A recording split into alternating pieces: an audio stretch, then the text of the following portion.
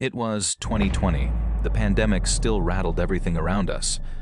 I'd just been laid off from my retail job. No time to cry, no time to think. I took the job, rolled up and headed over. The area was dead quiet, no cars parked anywhere, just dim parking lot lights. He didn't say much, just nodded when I asked if the drop-off was right. A quiet neighborhood 20 minutes away. He replied simply, just needed to get out of there. No anger, no joy, just there. I asked what he meant by that. He said, it doesn't matter. He pointed to a house on our right, dark as midnight, paint peeling off the walls, overgrown grass. No car parked in front, no lights inside or out.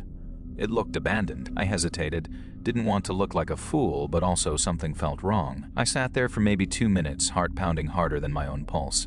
The ride was still active. I didn't want to get penalized, but something told me this wasn't a normal stop. My gut screamed, I just picked up someone who might not be heading inside, or at least not alone. I unlocked the doors without thinking. He got in behind me and said simply, take me to the other place. What other place? I asked. That's when I knew I was stuck with this guy until he got what he wanted. He kept staring at the back of my head, like he could read my thoughts or worse.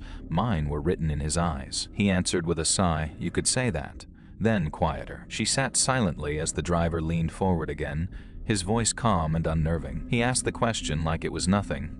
A casual opener that chilled her spine. She tried to laugh it off, a nervous reaction to the unsettling question. His response was quiet but heavy, as if he'd lived through countless versions of that final moment. He turned back just long enough to say it, and vanished into the dark behind the alley. She remained frozen in her seat, heart pounding, every mirror reflection feeling like an intruder. Checking her trip details, it felt like something erased from existence. She called Uber support, but no one could explain why he'd simply vanished. She stared into the void, unsure if he was gone or waiting for her next move. Even now, every notification or shadow behind her feels like his return. The narrator arrives at a quiet corner of a forgotten back lot behind an old strip mall, expecting the driver to be there. The driver's location feels isolated, a forgotten alley behind a strip mall with no nearby life. The narrator pulls up beside Chris, silent, unsmiling, barely acknowledging presence. The ride begins, no words, no emotion.